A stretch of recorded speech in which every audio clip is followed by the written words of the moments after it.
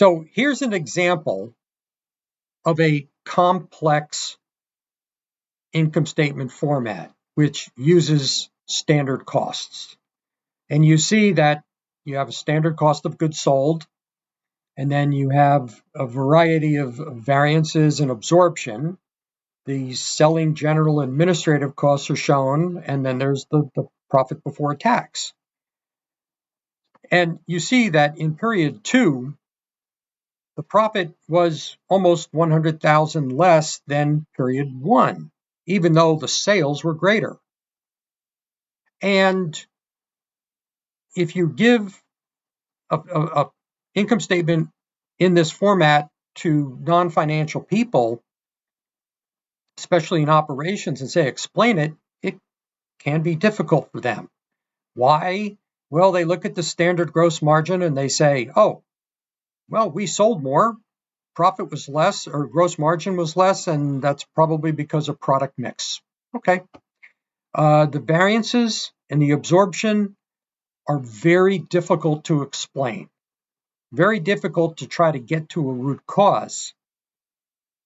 Because the thing about standards and variances is you don't know if the actual number is correct and the standard was wrong, or the standard may no longer be valid, or the opposite. And it's just an analysis that really gets nowhere. And because it takes so long, you don't really get to the root cause. You can find out what happened. Okay, so that's a complex format. Let's look at a simple format. Same income statement in period 2. So first, what we have is we have 3 primary value streams. The OEM and the systems value stream, they produce and sell products. This company also considers new product development a value stream, which has costs, but no revenue. So you can see that each of the value streams' profit is clearly stated. And then you break down all those other expenses into logical groupings. In this case, sales and marketing, general administrative. So what you see in the total column is that the overall operating profit for period 2 was $322,000. The question really is, how did it get down to $99,000?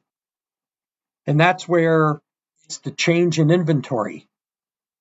And you can see that because of the standard costing system, the change in inventory reduced profits by over $220,000 in that period, and that was the result. And the result was a $99,000 profit.